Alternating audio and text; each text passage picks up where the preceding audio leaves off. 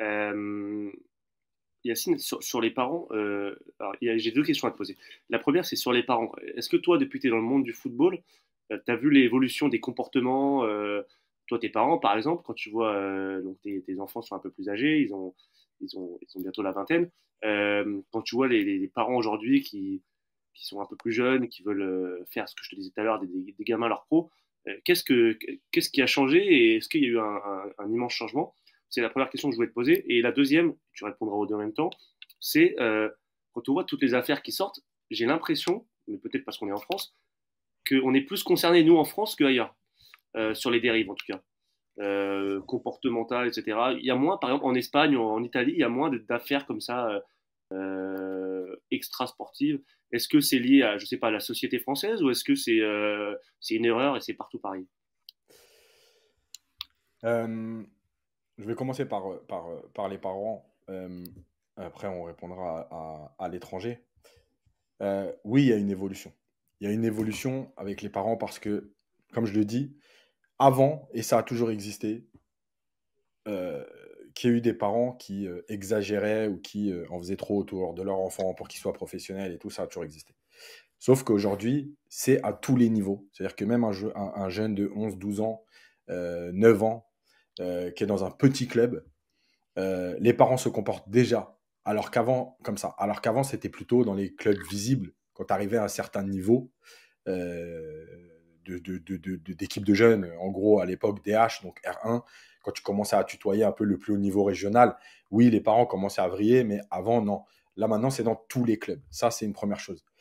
La deuxième chose qui a évolué, c'est que désormais, les parents veulent de l'argent. Voilà, je vais être clair. Euh, En fait, avoir fait un enfant, c'est leur travail. Voilà. Eux, leur travail, c'est pas d'éduquer, c'est pas d'avoir fait enfin, c'est pas d'avoir un travail, etc. C'est leur travail, c'est d'avoir fait un enfant qui va leur ramener de l'argent.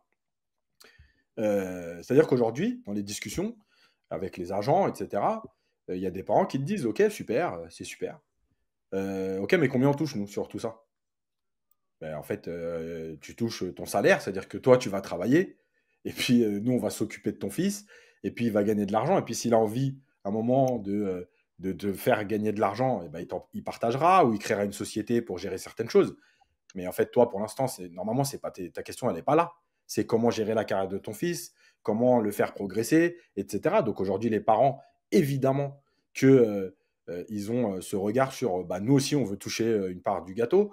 Je vais donner des exemples. Dans une carrière de joueur, ça arrive très, très, très souvent que au départ, tout soit bien cadré. Voilà, prime à la signature, toi, tu touches tant, les agents, ils prennent tant. Voilà, on s'arrange sur le pourcentage. Et puis doucement, doucement, ben, une fois que la carrière s'installe, ben, la famille qui, je dis n'importe quoi, mais qui prenait 15%, bah, désormais, elle veut 40. Voilà. Donc, qu'est-ce que tu fais? Toi, tu t'assois sur. Enfin, tu dis, ben ouais, mais nous, ça fait 5 ans qu'on travaille. Donc, d'un coup, vous voulez 40, mais en même temps, si tu leur donnes pas 40, ben, ils s'en vont. Pourquoi ils s'en vont? Ben, parce qu'il y a d'autres agents autour qui n'ont rien fait pendant ces 5 ans, qui, eux, viennent cueillir. Parce que quand tu n'as rien fait, si je te dis, je te donne, tu peux prendre 30% de 1 million. De toute façon, tu étais à 0% puisque tu n'étais pas dans le deal. Tandis que moi, ça fait 5 ans que je bosse, et d'un coup, tu me dis, j'avais le droit à 50%, et toi, tu vas me dire, bah maintenant, c'est 30. Et ça, c'est à prendre ou à laisser, sinon, moi, j'ai un autre agent qui va prendre 30. Mais évidemment que l'autre agent, il prend 30, même 10, puisque de toute façon, il n'a rien fait, ça tombe du ciel. Donc, les parents savent tout ça, les entourages savent tout ça. Donc, qu'est-ce qu'ils font? Ils font semblant les 2, 3 premières années, et puis doucement, tu rentres dans ces discussions. En gros, nous, on veut de l'argent aussi. On veut de l'argent, on veut de la notoriété. Zlatan l'explique très bien sur Mbappé quand il dit désormais, les parents sont agents, entraîneurs, conseiller sportif, conseiller bancaire, etc. Mais en fait, c'est ça le problème. Aujourd'hui, ils veulent tout parce que encore une fois, il n'y a pas que l'argent, et on va y venir après tranquillement, mais il n'y a pas que l'argent, il y a aussi la notoriété. Désormais, être le papa ou la maman d'un grand joueur, on vient t'interviewer dans les journaux. Voilà, on vient te demander ton avis, sa jeunesse. Mais reste à ta place. Voilà, mais non, ils y vont parce que ça leur donne de la visibilité. Et puis après, dans le quartier, autour de chez eux, quand ils vont à la boulangerie, bah oui, ils sont passés à TF1, ils sont passés dans l'équipe, ils ont fait une interview. Oui, c'est mon fils qui est pro. Voilà, c'est leur visibilité aussi. On est en fait perpétuellement dans une sorte de revanche. Et on va y venir après On en sur comment parlera. on passe de la formation au pro. Mais en fait, on est tout le temps dans une sorte de revanche, en fait. On va en parler. Je te remercie, Yacine, et je vous remercie à tous les deux pour cette partie sur la formation et les dérives liées à la formation. Passons à notre deuxième partie, qui est plus liée justement, et Yacine commençait à en parler dans la première partie tout à l'heure, qui est plus liée à l'étape d'après-formation, c'est-à-dire la transition vers le milieu pro. Et là, bah là, c'est pas facile parce que là, les gamins deviennent des adolescents, des jeunes adultes. Ils sont souvent livrés à eux-mêmes. Euh, on est dans une époque, et ça, Jean-Baptiste, je vais te lancer là-dessus, où les réseaux sociaux ont une très très grande influence. Alors, il y a plusieurs choses. Il y a l'entourage, il y a l'argent et il y a les réseaux sociaux. Et face à tout ça, est-ce qu'aujourd'hui, toi qui es prof et qui a beaucoup d'élèves, est-ce qu'un gamin de 18 ans qui n'a pas forcément le bagage pour encaisser tout ça est armé dans le monde d'aujourd'hui pour faire face à tous ces sujets? Bah, aujourd'hui, d'abord, ils sont mal accompagnés, ils sont lancés beaucoup plus tôt. Avant, voir un joueur arriver en pro et débuter les matchs et devenir titulaire à 16 ans, ça ne se voyait pas, a fortiori en Ligue des Champions.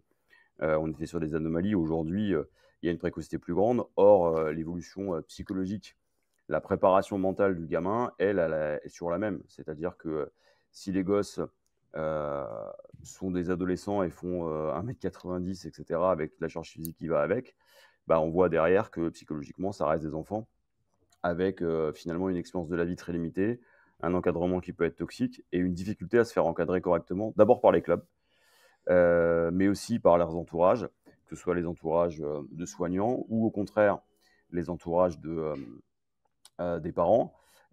Aujourd'hui, on ne peut pas faire mûrir ou accélérer un gosse, et le gosse, il va se construire au moment où il passe finalement hors de l'adolescence, dans ce cadre-là, avec un ensemble de référentiels qui n'a rien à voir avec nous et qui souvent repose sur la taille de la voiture, le nombre d'histoires où on voit un gamin arriver avec une voiture d'occasion ou une petite voiture et les pros le charrier ou l'omniprésence de certaines marques, d'ailleurs, qui ont du mal à accepter le fait d'être utilisé, je pense à Gucci par exemple, par des sportifs de haut niveau, a fortiori par les footballeurs de haut niveau. C'est ça aussi.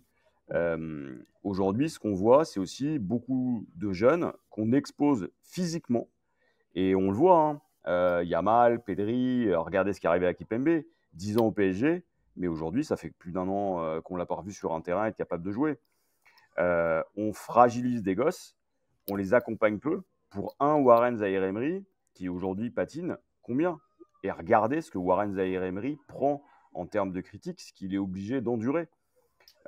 Tout ça, c'est une responsabilité collective de la part des médias, de la part des clubs qui valorisent aussi des actifs potentiels. Et aujourd'hui, c'est une vraie question. Est-ce qu'on doit laisser des gamins cette course à la précocité, par exemple, du plus jeune joueur ayant joué en Coupe d'Europe, du plus jeune joueur à avoir foulé un terrain? Est-ce que ce n'est pas d'une stupidité absolue? Souvenez-vous de ce à quoi on ressemblait à 15 ans, la mentalité qu'on avait.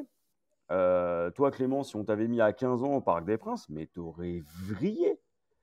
Et derrière, tu as la pression de l'entourage. Tout le monde veut être pote avec toi. Et au départ, tu ne te méfies pas. Et puis, tu te rends compte qu'on ne vient pas te voir pour ce que tu es, mais pour ce que tu représentes. On vient te voir pour ce que tu peux acheter.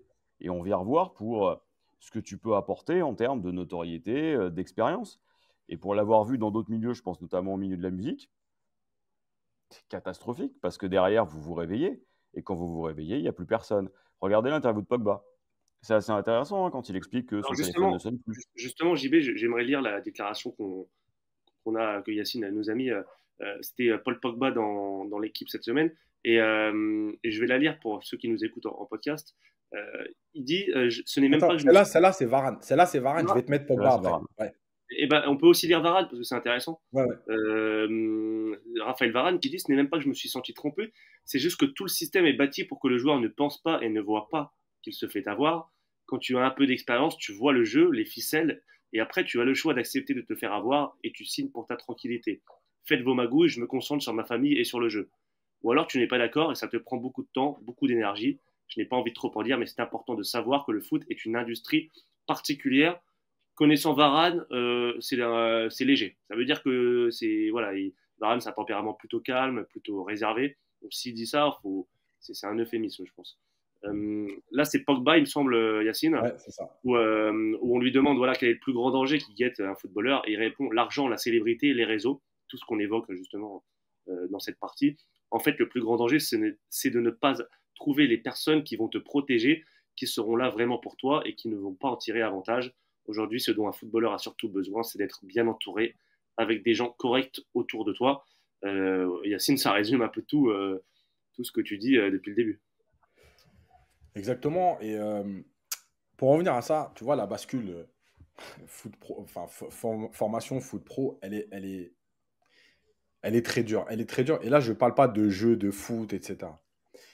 Tu passes d'un environnement d'adolescent, fin adolescence, où les contrats sont à peu près à 800, 1000, 1200 euros, suivant ce que tu as négocié, mais c'est très rare que ce soit beaucoup plus. Et d'un coup, donc on parle bien de, allez, 1000 euros, et d'un coup, on te donne 70, 80, 90 000 euros par mois. Sauf que on t'a pas expliqué ce que ça représentait, on t'a pas expliqué ce que ça allait engendrer, on t'a pas expliqué que ta carrière allait durer 10 ans peut-être, allez. Bon, une carrière en moyenne, la moyenne des joueurs professionnels, c'est 4 ans et demi.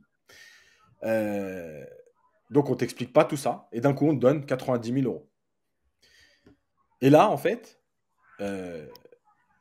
tu viens à deux choses. La première, c'est que beaucoup de joueurs chez les jeunes ne veulent plus faire du foot pour le foot en tant que tel, le jeu, l'envie d'aller marquer un but dans une finale de Coupe de France, au Parc des Princes ou tout ce que tu veux.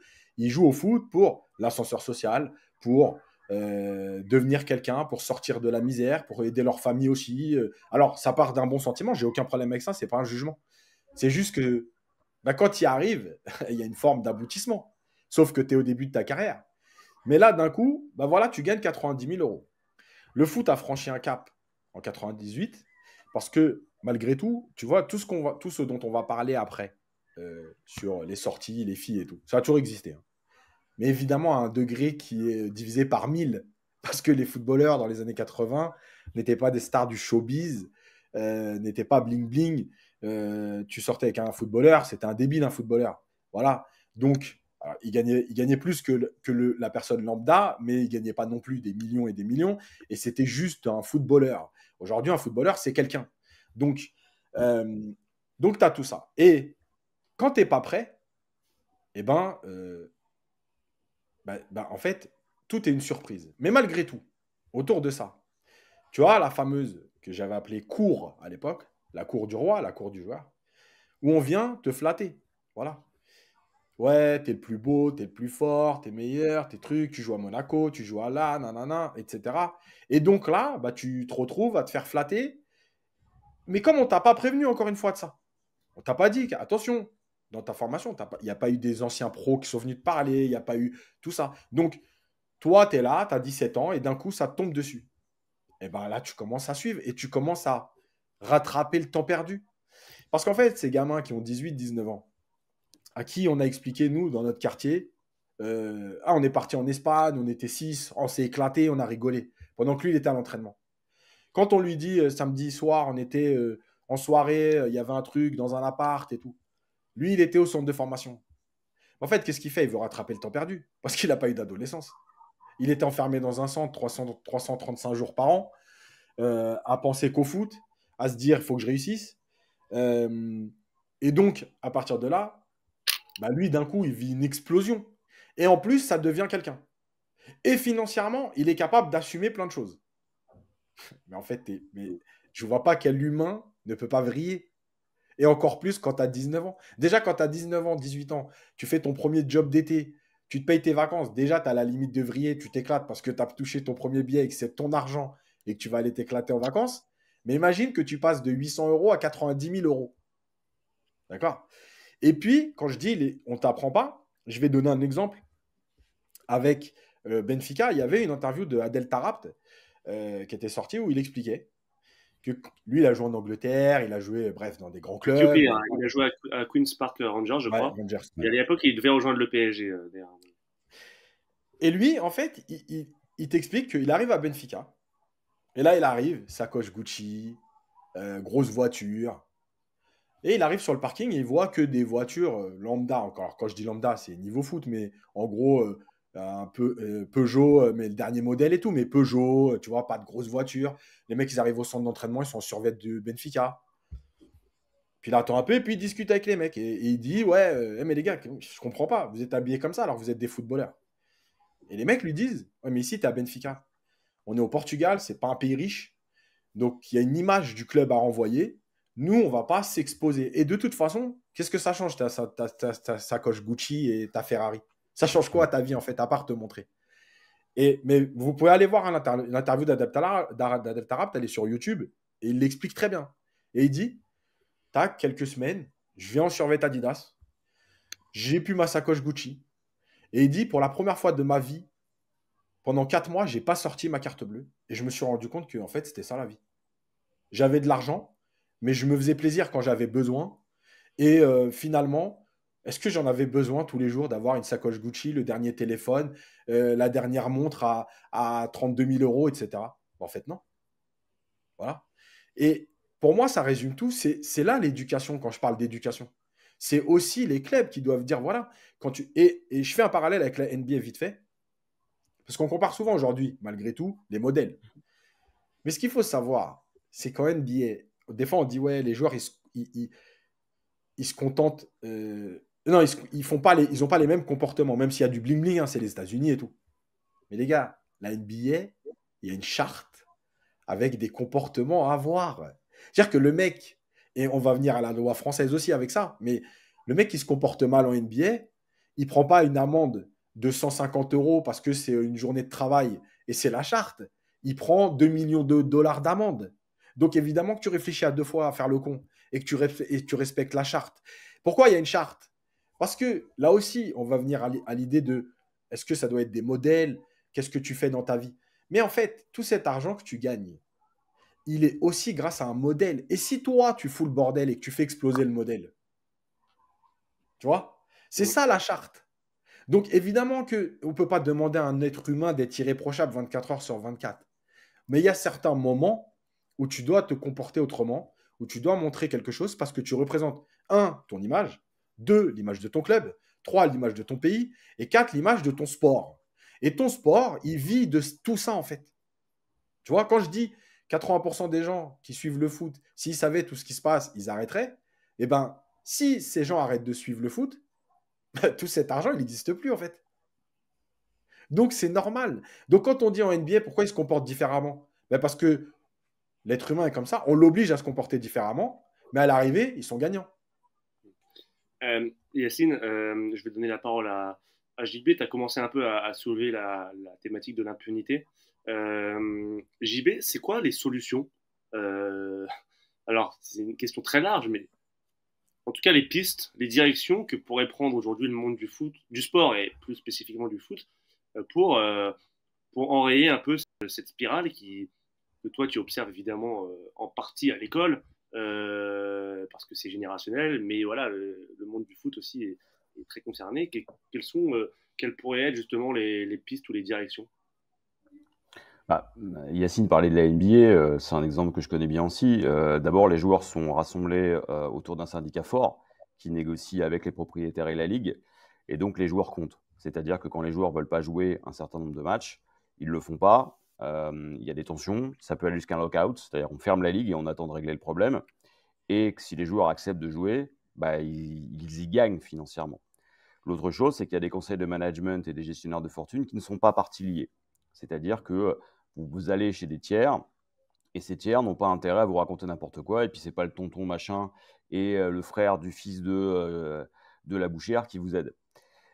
Ou éventuellement le caïd du coin qui a décidé de faire de vous une vache à lait. D'accord ?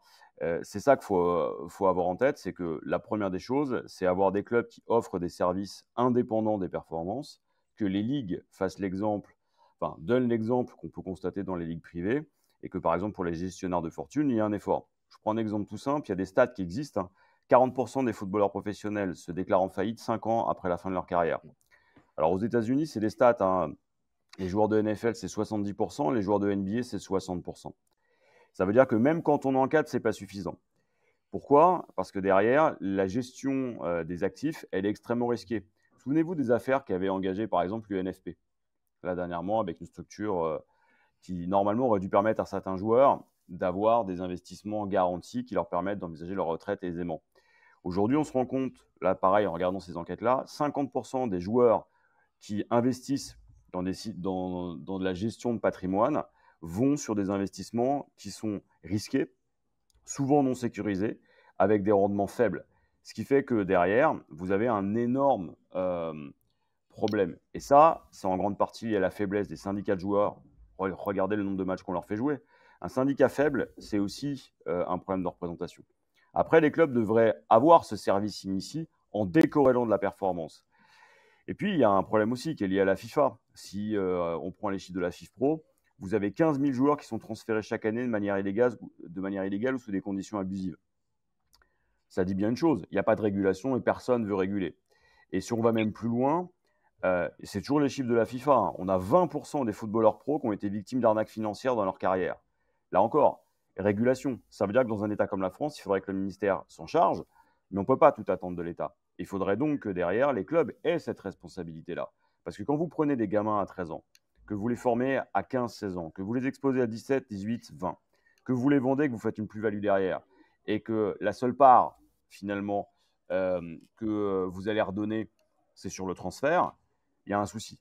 Et tous les clubs n'ont pas cet effort-là, parce que tous les clubs considèrent d'abord, et c'est tout le problème du trading, le joueur autrement. Et cette difficulté-là, elle est problématique.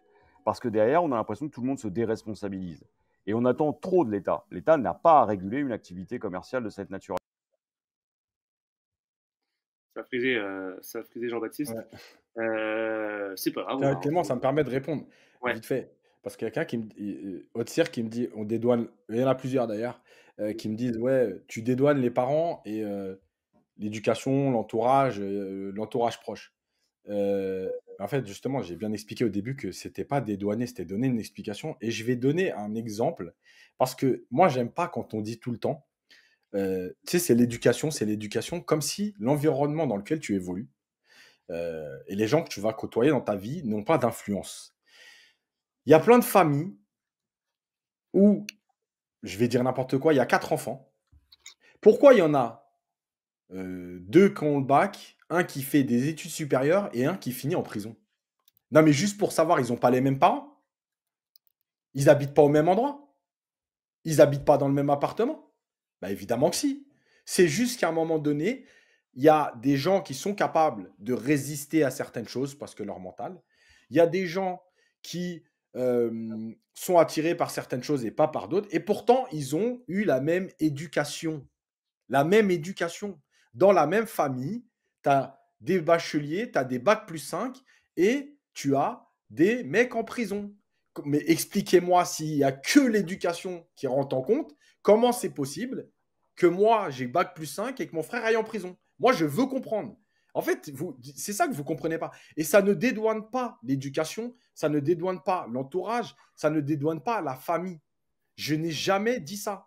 Et on va y venir après vite fait sur l'entourage et tout, mais je n'ai jamais. Tout le monde.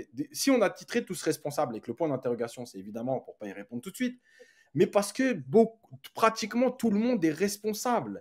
Ah, les gens que tu vas côtoyer, c'est des fois plus fort que ton éducation. Parce que ça dépend aussi de toi, ta façon d'avoir perçu, intégré, ingéré ton éducation. Il y en a, par exemple, ils ont peur de leur père. Il y en a, ils n'ont pas peur de leur père. Et bah, la différence, elle est énorme. Et pourtant, le père a eu le même comportement et pourtant, le père a donné les mêmes valeurs. Sinon, en fait, il y a un truc qui est exceptionnel, c'est que si tous ces gens-là, moi, j'aimerais bien savoir si vous avez des frères et sœurs, en fait, vous êtes tous les mêmes dans votre famille, puisque c'est l'éducation le plus important. Vous êtes tous les mêmes. C'est-à-dire que vous avez tous fait bac plus 4, du premier au dernier. Vous avez tous le même rapport à l'argent. Vous avez tous le même rapport à la France, vous avez tous le même rapport au sport que vous aimez, puisque vous êtes éduqués de la même façon. Arrêtez de dire des conneries 2 minutes quand même. C'est pas Yacine, vrai. L'éducation, c'est une part des choses, oui. mais il n'y a pas que ça. Il y a pas que ça, mais en fait les deux, tu as raison, mais en fait, les deux cas de figure sont vrais et peuvent être vrais. Bah oui, Euh, mais voilà. je dis pas le contraire, mais ce que je veux dire, Voilà. c'est que là, on a l'impression, dans les commentaires, et on l'a bien dit au début, ouais, l'éducation, mais évidemment que l'éducation, c'est important. Mais chaque enfant, déjà, ne va pas la percevoir de la même façon. Et dans leur vie, ils ne vont pas rencontrer. Tu sais, vite fait, même ça n'a rien à voir, mais ça a un peu à voir. Dans la vie, tu rencontres des gens qui sont différents et tu as des gens plus sociables que d'autres. Tu as des gens qui sont des orateurs et pas d'autres. Ben, pourquoi il y a cette différence? Ben, parce qu'il y a des gens dans un discours, ils sont capables de t'emmener avec eux, même dans un truc qui n'est pas forcément hyper crédible et tout, mais la façon de l'exprimer. Ben, tiens, regarde, on va rester dans le foot. Un coach. On peut avoir la même vision du foot, toi et moi. Le même effectif. Les mêmes idées sur la compo d'équipe. Tu vas faire ta causerie, je vais faire ma causerie. Eh ben, ton équipe, elle ne va pas jouer de la même façon. Et tu vas faire ta causerie tout seul. Chaque joueur va l'apercevoir différemment. Tu vois? Eh ben, l'éducation, c'est pareil. D'accord? Croire que tu mets deux baffes à un môme et qu'il comprend tout, c'est aussi des conneries. Tu vois? Donc, l'éducation, ça fait partie de tout ça. On va y venir après. Mais il n'y a pas que ça. Et ça ne dédouane pas l'éducation. Ce que je dis depuis tout à l'heure. Ça ne dédouane personne, ni les parents, ni rien. C'est juste une explication de pourquoi on en arrive là. Voilà, c'est tout. Euh, alors, Yas, tu voulais qu'on passe à la santé mentale maintenant ou il y Ouais. avait encore d'autres sujets à évoquer parce qu'il va falloir qu'on avance quand même. Non, non, autour de l'argent, c'est vraiment moi, je redis, c'est la bascule, t'es pas prêt. Et alors, il y a une chose qui a été dite tout à l'heure, on me dit, ouais, les joueurs de NBA sont fous. Mais en fait, non, oui, ils sont fous. Sauf qu'ils font ça discrètement parce qu'ils savent qu'ils peuvent ne pas, ils doivent pas être visibles quand ils font ça. Bref, bon, voilà, on va pas revenir là-dessus. Il y a une autre chose, c'est quand je dis on prépare pas, c'est que quand JB dit la plupart des sportifs finissent en faillite, c'est parce que quand je te donne 90 000 euros, est-ce que tu sais ce que ça représente, toi? Est-ce que tu sais, tu vois, par exemple, je vais donner un exemple vite fait, mais en Suisse, les gens épargnent. Je crois que ça représente un truc comme entre 15 et 35% de leur salaire. C'est une culture. D'accord? En France, on ne sait pas faire ça. En France, on achète un bien immobilier, on passe à un investissement, etc. Mais en fait, moi, si je suis formateur dans un centre, peut-être que je vais chercher quelqu'un, tu vois, un économiste suisse et qui t'explique, écoute, quand tu touches 90 000, voilà ce que tu vas payer en impôts, voilà ce que tu vas payer l'année prochaine, voilà ce que tu peux investir. Si tu mets de côté ça, tu vas avoir ça, etc. Et au moins, je sais. Aujourd'hui, quand on dit à un gamin, tu passes de 800 à 90 000, en fait, il pense que 90 000, c'est à lui. Il peut tout claquer. Donc, il va en boîte et il claque 90 000. Et puis, un an après, on te dit, au fait, tu nous dois 180 000 euros d'impôts. Comment ça? Tu vois? C'est ça l'explication de la vie. Et après, on va venir justement à l'entourage qui t'emmène dans ce côté un peu festif et tout. Et je vais en parler dans la santé mentale. Voilà. Ouais. Merci à tous les deux pour cette partie sur l'argent et l'entourage.